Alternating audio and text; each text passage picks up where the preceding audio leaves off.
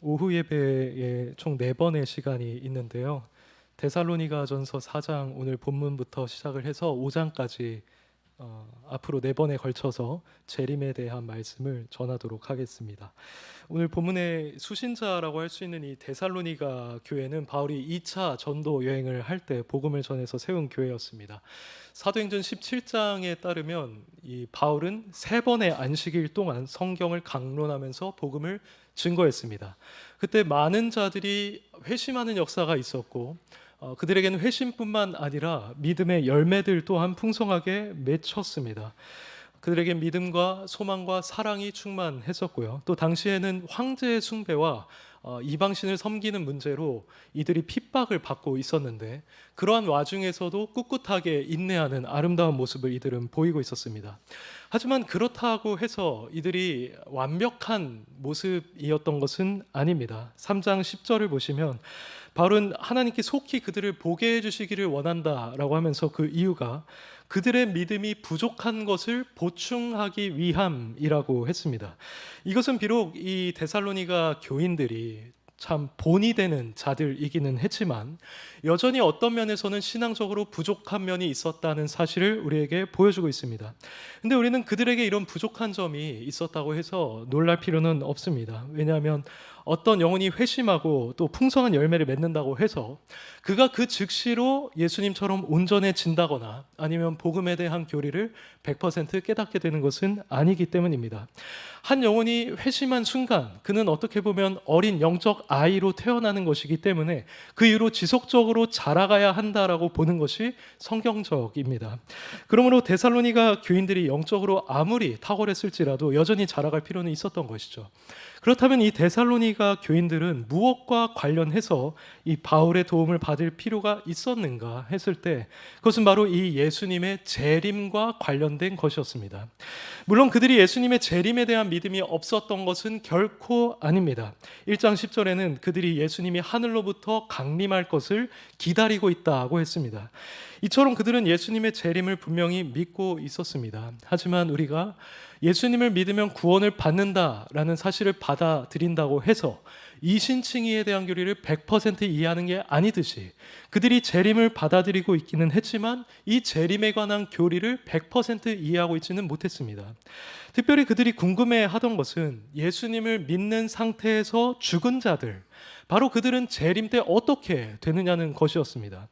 그들은 성도의 부활을 믿고 있었지만 이 재림과 부활이라는 것이 서로 어떤 관련이 있는지에 대해서는 잘 알지 못했습니다. 그래서 그는 예수님의 재림이라고 하는 가장 하이라이트고 가장 영광스러운 그 순간에 혹 이들이 참여하지 못하는 것은 아닐까? 살아남은 자보다 불이익을 받는 것은 아닐까? 심지어 구원을 상실하는 것은 아닐까? 하고 염려를 했습니다.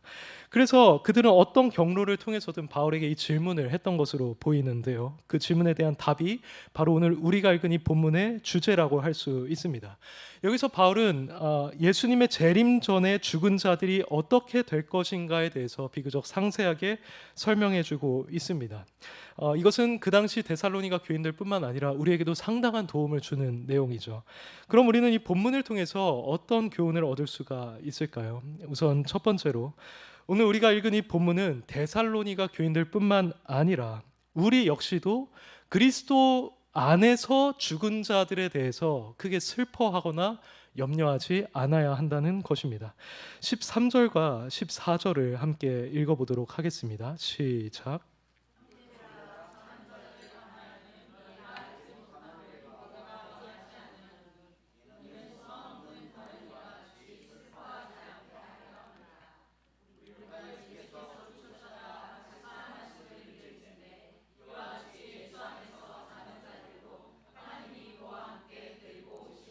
아멘. 우선 이 말씀 보시면 바울은 형제들아 자는 자들에 관하여는 이라고 합니다. 여기서 자는 자들은 곧 죽은 자들을 가리키는 말입니다.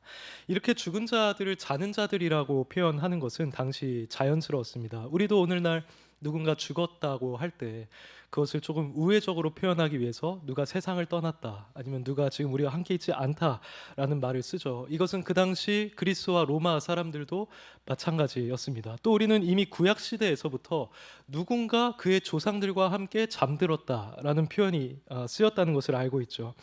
그런데 바울은 바로 이렇게 죽은 자들에 대한 진리를 자신이 가르쳐 주기를 원한다고 하면서 그 이유를 이렇게 말합니다.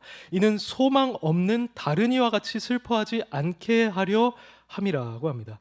여기서 바울은 분명 죽음에 대한 모든 슬픔을 금지하고 있는 것은 아닙니다. 왜냐하면 그는 우는 자들과 함께 울라고 했고, 또 에바브로디도라는 동역자가 죽을 병에 걸렸을 때 그 자체만으로 그는 심히 염려하고 있었기 때문입니다. 그가 여기서 강조하고 있는 것은 그리스도인들이 다른 이의 죽음에 대해서 슬퍼하기는 하되 소망 없는 다른 이들처럼 슬퍼하지는 말라는 것입니다. 여기서 소망 없는 다른 이들은 쉽게 말해서 예수님을 믿지 않는 자들을 가리키는 말이죠. 바울은 이미 에베소서 2장 12절에서 이 이방인들을 가리켜서 약속의 언약들에 대해서는 외인이고 이 세상에서는 소망이 없는 자라고 했습니다. 그럼 정말로 이교도들은 그 당시에 아무런 소망이 없었는가 했을 때 그렇지는 않았습니다. 당시 철학자들 중에 일부는 죽음 이후에도 인간의 영혼이 존재한다고 주장을 했고요. 또 어떤 신비 종교는 내세를 약속하기도 했다고 합니다. 하지만 그러한 소망은 일부 사람들에게만 해당되는 것이었고 일반 대중들 사이에 보편적으로 퍼져 있지는 않았다고 합니다. 그래서 실제로 그 당시 이 대부분의 사람들은 자신들의 죽음 이후에 어떠한 소망도 없다라고 생각하고 있었습니다. 그 당시 한 시인은 이렇게 말했습니다. 소망은 살아있는 자들을 위한 것이다. 소망이 없는 것은 죽은 자들이다. 태양은 지고 다시 떠오르지만 우리의 짧은 빛이 일단 지면 우리는 결코 끝나지 않는 밤을 자야 한다라고 했습니다. 근데 그 당시 세워진 묘비에도 이런 글들이 있습니다. 나는 존재하지 않았다. 나는 존재했다. 나는 존재하지 않는다. 나는 신경 쓰지 않는다. 우리는 아무것도 아니다. 독자들아 보라, 우리 인간들이 속히 아무것도 아닌 것에서 나와 아무것도 아닌 것으로 돌아가는지를 이라고 했습니다. 여기서도 죽음 이후에 소망이 없는 그들의 사상이 잘 반영되어 있습니다. 이처럼 바울이 이 서신을 쓰고 있을 당시에 이 세상 사람들은 소망이 없었다는 것이 분명해 보이고요. 그렇기 때문에 그들은 누군가 죽었을 때 그들에 대해서 극도로 슬퍼할 수밖에 없었을 겁니다. 그런데 바울은 이렇게 소망 없는 자들과 그리스도인은 마땅히 달라야 한다라고 생각했습니다. 왜냐하면 바울이 보기에 그리스도인들은 죽음 이후에도 분명한 소망을 가지고 있는 사람들이었기 때문입니다. 구체적으로 그 소망은 무엇입니까? 그것은 바로 부활의 소망이었습니다. 14절을 보시면 바울은 우리가 예수께서 죽으셨다가 다시 살아나심을 믿을진대 이와 같이 예수 안에서 자는 자들도 하나님이 그와 함께 데리고 오시리라고 합니다.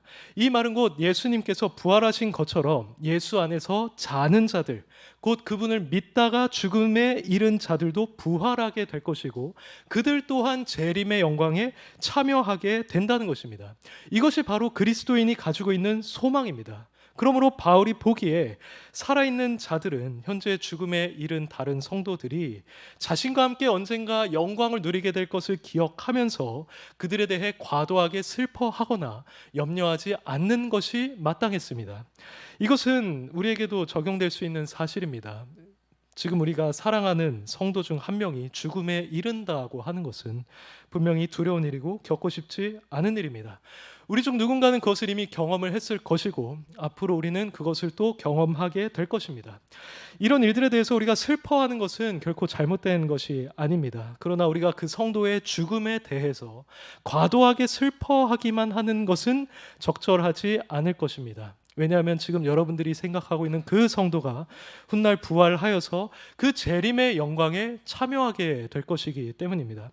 관련해서 16절 말씀을 보시길 바랍니다. 예수님이 강림하실 때 호령이 있을 것이라고 합니다. 호령이란 죽은 자들에게 나오라, 일어나라고 하는 주님의 명령입니다. 마치 나사로에게 명령하셨던 것처럼 말이죠. 이런 주님의 명령에는 권위가 있고 또 죽은 자들을 살리는 능력이 있습니다. 그래서 우리가 사랑하는 그 성도는 주님께서 오셔서 이 호령을 외치실 때 반드시 부활하게 될 것입니다. 근데 한편으로 이것은 예수님의 부활이 우리에게 보증하고 있는 사실이기도 합니다. 14절에서 바울이 한 말처럼 예수님이 만약에 다시 살아나셨다면 그리스도 안에서 죽은 자들도 부활하게 될 것은 확실합니다. 그래서 성경은 그리스도를 첫 열매라고 표현하기도 하죠. 첫 열매는 나머지 추수를 확증하는 표시이듯이 그리스도의 부활도 성도들의 부활을 반드시 보증하는 것입니다. 그래서 우리는 누군가 죽었다고 해도 그리스도가 부활한 것이 확실하다면 그 역시 부활할 것이라는 확신을 가질 수 있어야 한다는 것이죠. 이런 점에서 우리도 그들을 바라볼 때 그들은 현재 자고 있다고 생각해야 합니다. 주님은 나사로에게도 그가 지금 자고 있다라고 표현을 하셨습니다. 성도의 죽음은 자는 것과 마찬가지고요. 잔다는 것은 다시 깬다는 것을 전제로 합니다. 우리는 보통 잠에 들 때 그 날이 마지막일 거라고 생각하지 않습니다. 오히려 내일은 무슨 일이 있을까? 내일은 어떤 고단한 일이 있을까? 이런 생각을 하면서 잠을 자고 어김없이 우리는 아침을 맞이하게 되죠. 우리는 이와 마찬가지로 그리스도 안에서 죽은 자들은 곧 부활할 것이기 때문에 그들의 육신은 현재 잠자는 것과 다름이 없다고 생각해야 할 것입니다. 이 말씀대로 여러분이 사랑하는 그 성도가 부활하게 될 것을 한번 상상해 보시기를 바랍니다. 우리는 매우 기쁜 마음으로 그를 만날 것입니다. 그와 함께 그리스도를 찬양하고 그리스도께서 주시는 은혜를 누릴 것입니다. 또 서로의 영화롭게 된 몸을 보고 웃을 것이고요. 기쁨의 눈물을 흘리면서 함께 주님을 찬양하게 될 것입니다. 그러므로 혹 우리가 먼저 떠나보낸 성도가 있다면, 또는 앞으로 우리가 떠나보내게 된다면, 우리는 재림의 날에 부활한 그 성도를 만나게 되리라는 사실을 우리는 믿어야 합니다. 그리고 그들이 이미 주님과 함께 하고 있는 그 복된 상태에 있다는 점을 기억하면서 그들의 죽음에 대하여 우리는 과도하게 슬퍼하지 않아야 할 것입니다. 그들은 이미 낙원에 있을 것이고 어떤 의미에서 우리보다 훨씬 더 나은 상태에 거하고 있을 것입니다. 하나님께서 예수님을 이 땅에 오게 하실 때 오늘 본문 말씀처럼 반드시 그들을 함께 데리고 오실 것입니다. 이처럼 우리는 이 세상 사람들과는 달리 죽은 자들에 대해서 분명한 소망을 가지고 있는 자들입니다. 그러므로 훗날 성도의 죽음을 여러분이 맞이하게 된다고 하여도 그들에게 소망이 있음을 기억하는 성도들이 되시기를 바랍니다. 지금까지 살펴본 것처럼 본문은 죽은 자에 대해서 교훈을 하고 있는데요. 본문은 그것뿐만 아니라 예수님의 재림의 때에 일어나게 될 일과 그때 우리가 누릴 복락에 대해서도 충분하게 보여주고 있습니다. 이것이 두 번째 교훈인데요. 16절부터 17절까지를 한번 읽어보겠습니다. 시작.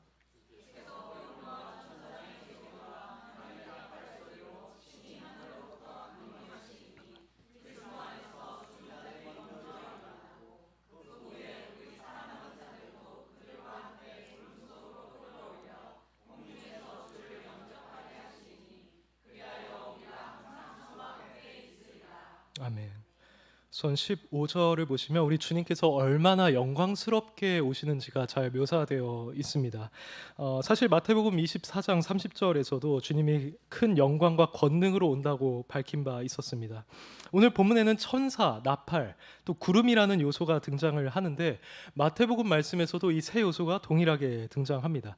우선 이 중에서 구름이라고 하는 것은 보통 하나님의 영광스러운 임재를 상징합니다. 하나님께서 이스라엘 백성들과 시내산에서 언약을 맺을 때, 그때 강림하실 때를 떠올려 보시기 바랍니다. 그때 이렇게 기록되어 있습니다. 셋째 날 아침에 우레와 번개와 빽빽한 구름이 산 위에 있고 나팔 소리가 심히 크게 들렸다고 합니다. 그리고 성막이나 성전 같은 곳에 하나님의 영광이 임할 때도 비슷한 표현이 등장을 하죠. 구름이 회막에 덮이고 여호와의 영광이 성막에 충만하매라고 하며, 제사장이 성소에서 나올 때 구름이 여호와의 성전에 가득했다고 합니다. 이처럼 성경에서 구름이라는 것은 분명하게 하나님의 영광스러운 임재를 상징하는 것입니다. 그런데 예수님이 바로 이 구름을 타고 오신다는 것입니다. 이건 예수님이 단 한 인간으로서가 아니라 하나님과 동등한 신성을 가지신 성자 하나님으로서 그만큼 큰 위엄과 영광을 가지고 이 땅에 오신다는 것입니다. 또 천사들과 함께 오시는 것도 마찬가지입니다. 성경은 항상 그분이 천사들과 함께 올 것이라고 합니다. 우리가 잘 알고 있는 그림처럼 예수님이 오실 때 수많은 천사가 그분을 호위하는 장면을 한번 생각해 보십시오. 그리고 그들은 주님의 명령을 따라서 구원받은 자들을 모을 것이고 또 불신자들을 지옥에 던져넣는 일을 명령 그대로 수행하게 될 것입니다. 그리고 우리는 아까 앞서 말씀드렸던 예수님의 호령 가운데서 그분의 권위와 능력이 나타난다는 것도 기억해야만 합니다. 호령은 죽은 자들에게 일어나라고 하는 명령이라고 했었죠. 그때 모든 사람이 무덤에서 일어나게 될 것입니다. 우리가 사랑하는 성도들뿐만 아니라 죄인들까지도 그날에는 일어나게 될 것입니다. 그래서 하나님은 예수님께서는 요한복음 5장에서 미리 이렇게 말씀하셨죠. 무덤 속에 있는 자가 다 그의 음성을 들을 때가 오나니 선한 일을 행한 자는 생명의 부활로 악한 일을 행한 자는 심판의 부활로 나오리라고 했습니다. 여기에는 이 세상에 그동안 이 수천 년의 역사 가운데 존재했던 모든 인류가 다 포함됩니다. 우리가 알고 있는 사람들, 친구들, 친척들, 가족들, 그리고 더 나아가서 신약 시대의 성도들, 구약에서 참된 성도였던 자들, 역사적인 인물들, 지도자들, 독재자들, 정치인들, 유명인들, 모든 사람이 다 그분의 호령에 입맞추어서 일어나게 된다는 것입니다. 그리고 이때 호령이라고 하는 단어는 본래 장교가 자신의 병사들에게 명령할 때 거기에 쓰이는 군사 용어였습니다. 그러니까 그만큼 권위 있는 명령의 고함 소리에 가까운 것인데요. 이에 따르면 예수님은 마치 너희가 다 일어나라, 그리고 내 앞으로 모이라는 권위의 뉘앙스로 명령을 내리신다는 것입니다. 이때 모든 사람들이 다 그분의 명령에 순종하여서 부활할 것이고 모이게 될 것입니다. 예수님은 공생애 가운데서 다소간 연약한 모습으로 사셨죠. 말 구유에서 태어나시고 평범한 목수에서 가난하게 사시다가 십자가에서 어떻게 보면 비참하다고 보일 수 있는 그런 모습으로 죽음에 이르셨습니다. 그러나 그 날에는 그런 연약한 모습, 낮아진 모습은 전혀 보이지 않으실 것이고 오히려 모든 인류를 다스리고 통치하는 분으로서 등장하실 것입니다. 그래서 실로 하나님께서 하늘에 있는 자들과 땅에 있는 자들과 땅 아래에 있는 자들로 모든 무릎을 예수의 이름에 꿇게 하신다는 그 말씀이 그날에 온전히 이루어지게 될 것입니다. 이렇게 예수님이 큰 영광으로 오실 때 부활하여서 그분 앞에 모이게 된 자들은 두 가지 반응으로 나뉘게 되어 있습니다. 우선 심판을 위해서 부활한 사람들은 필연적으로 통곡하게 될 겁니다. 왜냐하면 그들은 지난주에 말씀드린 것처럼 이제 곧 영원한 멸망의 형벌을 받아야 할 것을 알고 절망할 것이기 때문입니다. 그래서 마태복음 24장 30절에 이런 말씀이 있습니다. 그때 인자의 징조가 하늘에서 보이겠고 그때의 땅의 모든 족속들이 통곡하며 라고 기록되어 있습니다. 그리고 요한계시록 1장 7절에서도 볼지어다 그가 구름을 타고 오시리라. 각 사람의 눈이 그를 보겠고 그를 찌른 자들도 볼 것이요 땅에 있는 모든 족속이 그로 말미암아 애곡하리니 라고 합니다. 우리가 자주 부르는 찬양이 있죠. 그 크신 하나님의 사랑이라는 찬양이 있습니다. 근데 그 가사에서도 괴로운 시절 지나가고 땅 위에 영화 새할 때 주 믿지 않던 영혼들은 큰 소리 외쳐 울어도 라고 기록되어 있습니다. 그들은 다시 오시는 이 예수님의 영광이 무한하다는 것을 보면 볼수록 더 큰 두려움을 느끼게 될 것입니다. 그들은 그 구름과 수많은 천사들이 복종하는 것과 그분의 명령 한마디에 모든 사람이 부활하여서 다 일제히 모이는 것을 보고 저분이 정말 하나님의 아들이었구나. 나는 저가 그냥 이단자 또는 가상의 인물 아니면 성인 중에 한 명이라고 생각하고 그를 경멸하고 무시했었는데 그에 대한 모든 말들이 다 사실이었구나 라고 생각하게 될 것입니다. 반면에 그 영광을 보고 있는 우리 성도들은 바로 그렇게 큰 능력과 위엄과 영광으로 오시는 주님을 보시면서 그리고 바로 저분이 나의 구세주라는 사실을 보면서 기뻐하고 감격할 것입니다. 죄인은 그 영광을 보면 볼수록 두려워할 것이지만 성도는 그 영광을 보면 볼수록 즐거워할 것입니다. 그리고 무엇보다도 성도들은 그 순간에 자신을 위해서 죽으셨던 그 예수 그리스도의 죽으심의 가치, 희생의 가치가 얼마나 무한한 것이었는지를 확실하게 보게 될 것입니다. 물론 우리는 지금도 그것이 무한한 가치를 갖는다고 생각하고 있습니다. 하지만 실제로 그분의 영광을 우리가 보게 될 때, 그것을 우리의 부활한 육체로, 피부로 체감하게 될 때 그 희생과 십자가의 가치를 더욱더 확실히 그리고 선명하게 보게 될 것입니다. 그래서 아마 우리는 이렇게 고백할 겁니다. 저렇게 영광스러우신 분이 나를 위해서 낮아지시고 채찍을 맞으시고 십자가에서 죽으셨다고 한다면 나의 죄사함과 나의 구원과 영생은 너무나 확실하다. 이제 앞으로 저 수많은 사람들이 영원한 심판을 받게 될 건데 나는 조금도 저 심판을 두려워하지 않아도 될 것이다. 왜냐하면 바로 저분이 나를 위해서 죽었기 때문이다 라고 생각하게 될 겁니다. 그러면 우리 성도들이 이렇게 주님을 기쁨으로 영접한 뒤에 우리가 누리게 될 복락은 무엇일까요? 여러 가지가 있겠지만 본문의 근거에서 말씀을 드리자면 우리는 먼저 부활한 몸을 얻게 될 것입니다. 본문은 예수님의 재림 때 일어날 성도의 부활을 반복해서 말하고 있습니다. 우리가 만약 주님 다시 오시는 날에 죽은 상태였다면 우린 부활할 것이고 그날까지 살아있게 된다면 우리는 홀연히 변화되어서 부활체를 입게 될 것입니다. 성경은 이 몸이 썩지 아니할 몸, 영광스러운 몸, 신령한 몸이라고 합니다. 그리고 그것은 그리스도의 형체와 같다고도 말을 하죠. 이 몸은 분명히 우리에게 큰 만족을 줄 것인데 그 이유는 우선 그것이 썩지 않을 것이고 약하지 않을 것이기 때문입니다. 현재 우리가 입고 있는 이 몸은 자연스럽게 노화와 그리고 부패의 과정을 겪습니다. 우리 몸은 점점 약해지고 있습니다. 종종 질병이 침투하기도 합니다. 그래서 우리는 이것을 예방하기 위해서 약을 먹기도 하고 운동도 하고 식습관을 조절하고 더 나아가서 나중엔 수술까지도 하게 됩니다. 또 우리 몸은 조금만 수고해도 금방 피곤함을 느낍니다. 우리는 지난 한 주 동안 이 피곤함을 계속 느껴왔고 앞으로도 우리는 주님 앞에 설 때까지 피곤함을 느끼게 될 것입니다. 이처럼 우리 몸은 이미 연약한 상태에 있고 앞으로는 더 약해질 것입니다. 하지만 우리가 부활의 몸을 입게 될 때 이런 일들은 전혀 조금도 경험하지 않게 될 것입니다. 그 몸에는 노화도 질병도 없을 것입니다. 우리가 아무리 움직이고 무언가를 해도 지치거나 피곤해지지 않을 것입니다. 그리고 우리가 현재 가지고 있는 질병들 또는 불편한 것들이 그 몸에는 전혀 조금도 남아있지 않을 것입니다. 이 성경의 표현처럼 썩지 아니하는 그리고 강한 몸을 입게 된다는 것입니다.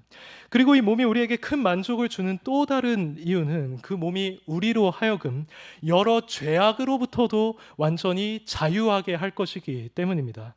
성경에 따르면 우리 그리스도인들은 우리의 탐심과 정욕을 이미 십자가에 못 박은 사람들입니다. 하지만 여전히 우리에게도 죄성이 남아 있습니다. 그래서 우리는 이 죄에서 충분히 자유하지 못합니다. 우리는 하나님과 이웃과 형제들과 원수들을 충분히 사랑하지 못합니다. 다른 이들을 미워할 때가 많습니다. 잘 되는 모습을 보면 우리는 시기합니다. 우리가 현재 가진 것에 감사하지 못하고 불평할 때가 많습니다.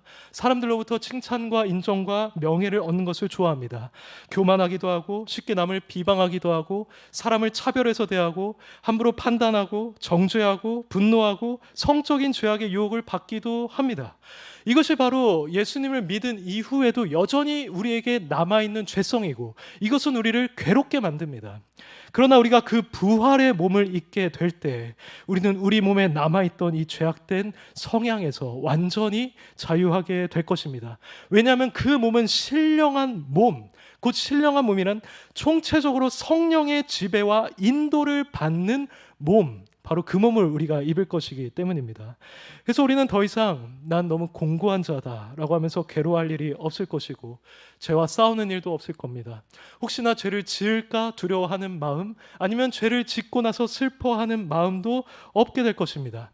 우리는 그리스도의 형체를 입어서 그리스도께서 거룩하신 것처럼 거룩하게 될 것입니다. 그래서 우리는 하나님만을 순전하게 사랑하며 다른 이들을 사랑하고 겸손해질 것이며 하나님의 영광만을 구할 것이고 시기하지 않고 누군가를 비방하거나 미워하지 않고 거짓말도 하지 않고 하나님만을 의지하는 가운데 아주 깨끗한 상태가 될 것입니다. 흰 세마포를 입은 천사처럼 말입니다.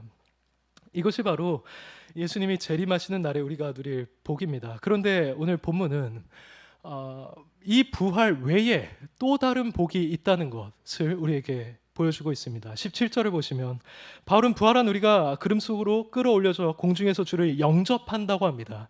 그리고 나서 그리하여 우리가 항상 주와 함께 있으리라고 합니다. 바울은 이렇게 성도들이 항상 주와 함께 있다는 것이 최종적인 복락인 것처럼 말하면서 이 대목을 마무리합니다.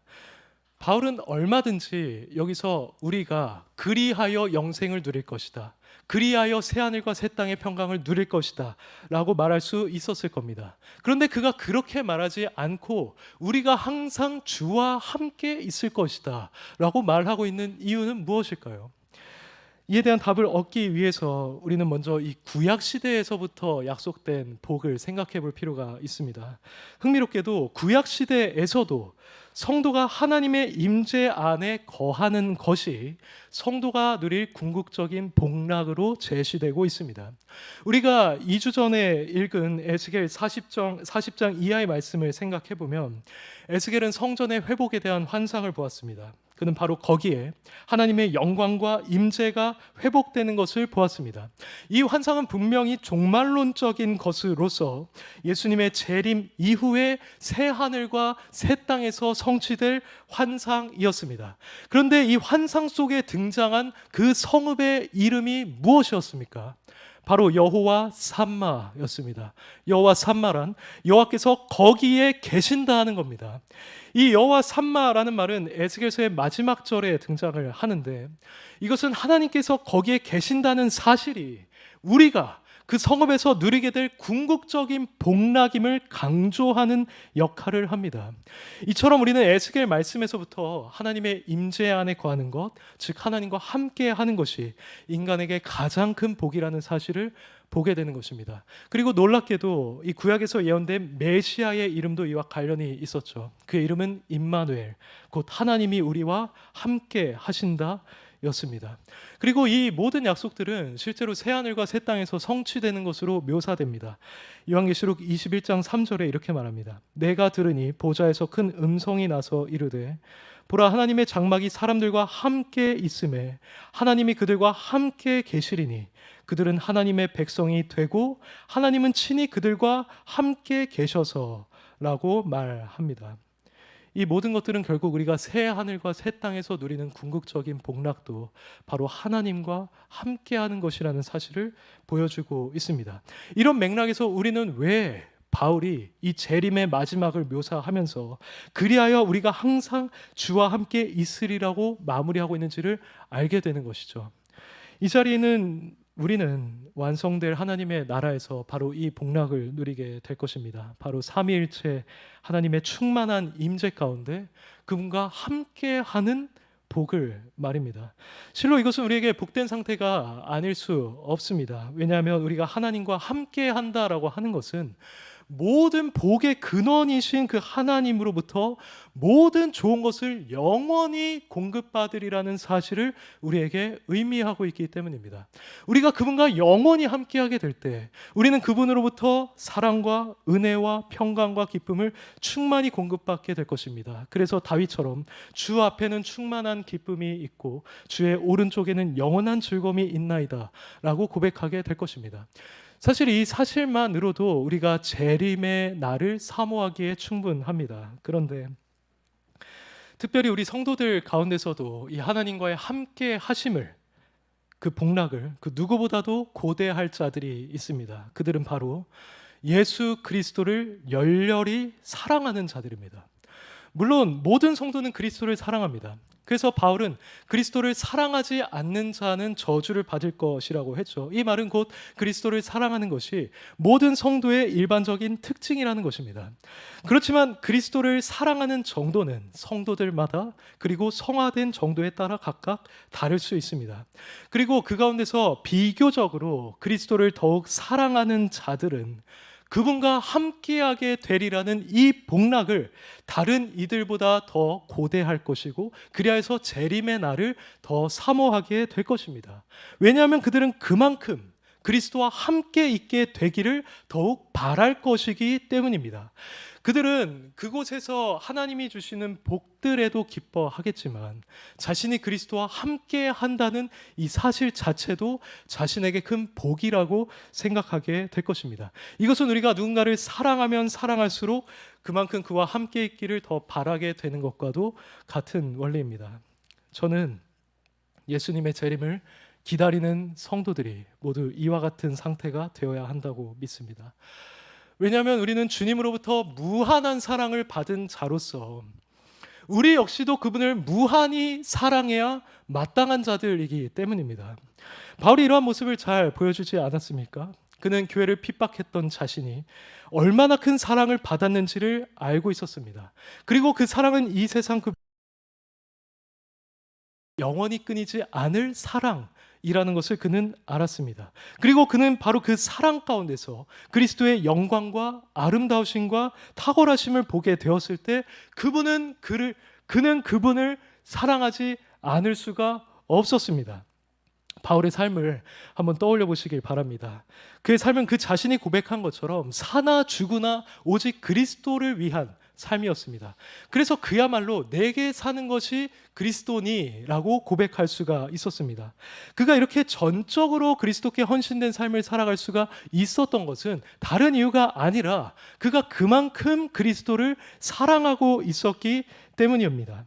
그래서 그가 누구든지 그리스도를 사랑하지 않는 자는 저주를 받으리라고 했을 때, 그리고 에베소서 6장 24절에서 우리 주 예수 그리스도를 변함없이 사랑하는 모든 자에게 은혜가 있을 것이라고 말했을 때 그것은 그 안에 자신을 이미 포함하고 있었던 것입니다.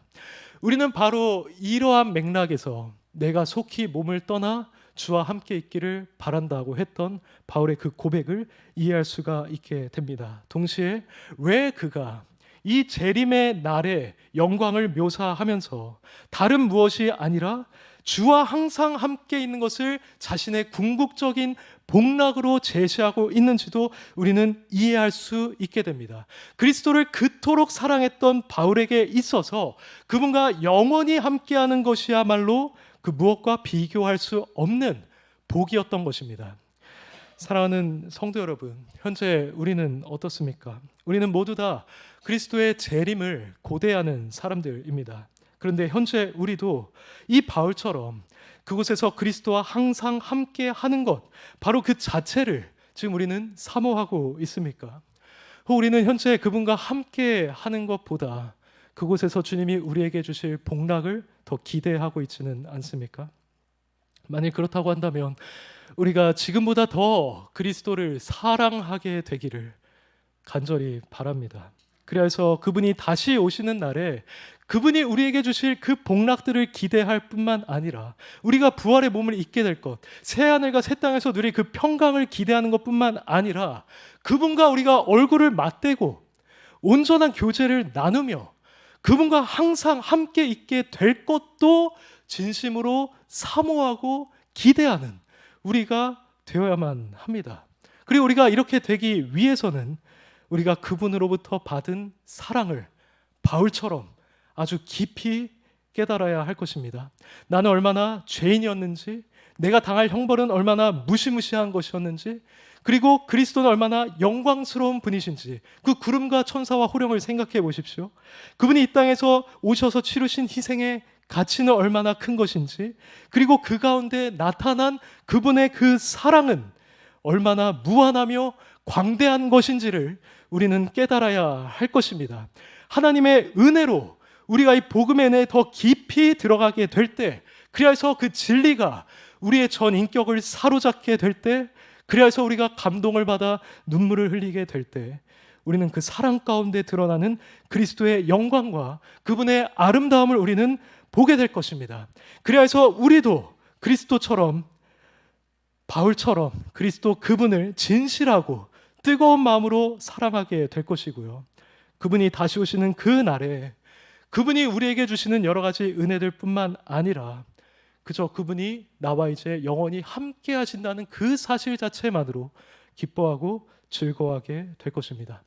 부디 하나님께서 우리 영혼에 이러한 은혜를 베풀어 주시기를 간절히 원합니다.